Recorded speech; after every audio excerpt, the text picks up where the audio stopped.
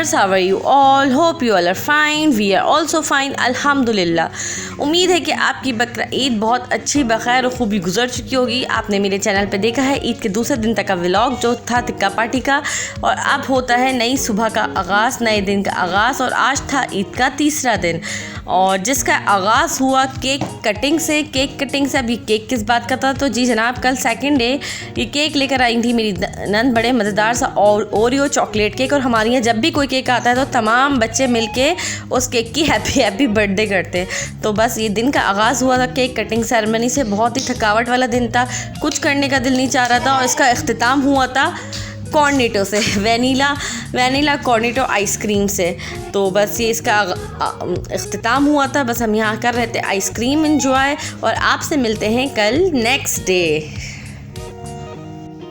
और यहाँ मेरा नन्ना मुन्ना राही ये भी कर रहा था आइसक्रीम एंजॉय। चलिए आगे बढ़ते हैं वीडियो की तरफ। The next day. आज था ईद का चौथा दिन और कर रही थी मैं तैयारी। कहाँ की थी तैयारी जनाब? नाश्ते वगैरह से फारिग होने के बाद ही दोपहर 1 बजे मैं कर रही थी तैयारी अपनी अम्मी के घर जाने की, क्योंकि अम्मी से भी तो जानी थी मिलने ईद, अम्मी बाबा से। तो बस मैं कर रही थी ईद की तैयारी। और यहाँ मैंने ये ड्रेस निकाला था, ये कोई नया कोई ब्रांड आया है महक, उनका ये ड्रेस है। ये लेमन कलर का बड़ा प्यारा सा, उस पर बड़ी मल्टी कलर्स उसका प्रिंट है और एम्ब्रॉयडरी हुई थी पिंक कलर की। और इसके अलावा जो ये कहते हैं जो डिज़ाइनिंग थी वो भी बड़ी प्यारी की थी। ए लाइन शर्ट सिलवाई थी मैंने, लॉन्ग शर्ट्स का फैशन है तो लॉन्ग शर्ट थी। स्लीव्स जो थी उस पर भी कर्व्स बने हुए थे, डबल कर्व्स। और दुपट्टे पे मैंने लगवाई थी लेस। और ये था मेरा ड्रेस अम्मी के घर जाने के लिए। और अब होते हैं तैयार। 3 hours later. और बिला आखिर हम हो चुके थे शाम के 5 साढ़े 5 बजे, बिल्कुल तैयार हम जा रहे थे अम्मी के घर।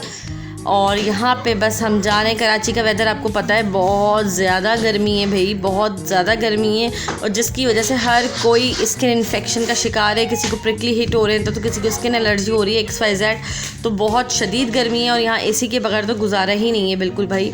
तो बस यहाँ पे अब ये मत समझिएगा दरख्त और पौधे देखते हुए कि मौसम बहुत शानदार हो रहा है। एक्चुअली ये टाइम था असर के बाद का, तो धूप वैसे ही कम हो जाती है।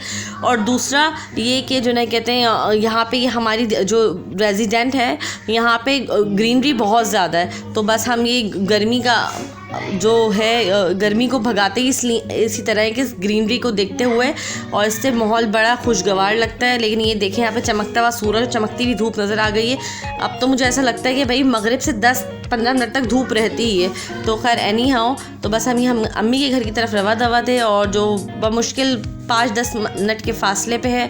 बस यहाँ हम जा रहे थे और बस ये लोगों की बड़ी बड़ी क्यारियाँ और ये दरख्त वगैरह मुझे तो वैसे ही फैसिनेट बहुत करते हैं। तो इनकी पिक्चर्स लेना तो मेरे लिए लाजिम और मलजूम है।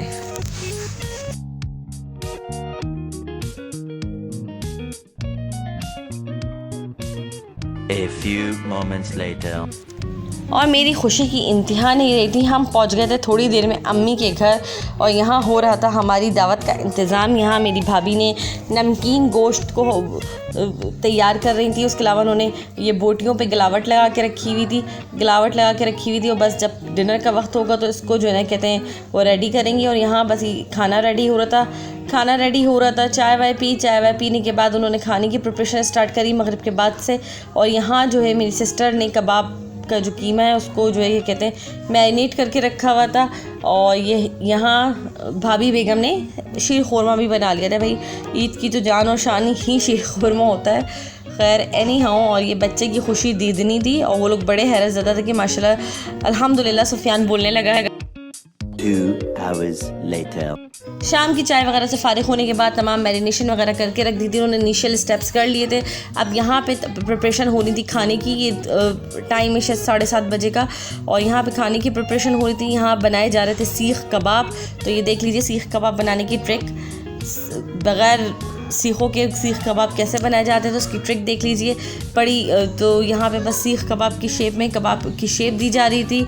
और बस हमें भी कुछ सीखने का मौका मिल रहा था और कुछ सिखा भी रहे थे, कुछ टिप्स और ट्रिक्स देना। भाई बड़ी बहन होने के नाते मेरा फ़र्ज़ है कि मैं अपने छोटे बहन भाइयों को टिप्स एंड ट्रिक्स देती रहूँ, कहीं ना कहीं वो करती रहूँ, चुटकियाँ लेती रहूँ। बस खैर एनी हाउ, बस अब यहाँ पे इंतज़ार कर रहे थे हम खाने का।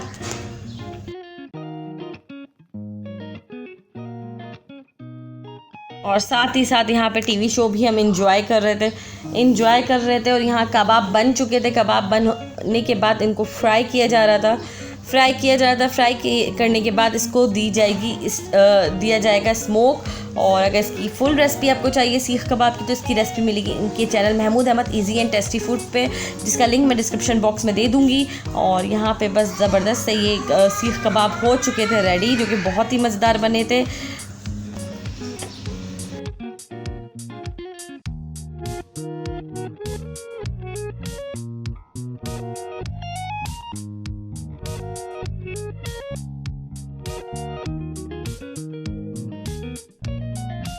One hour later.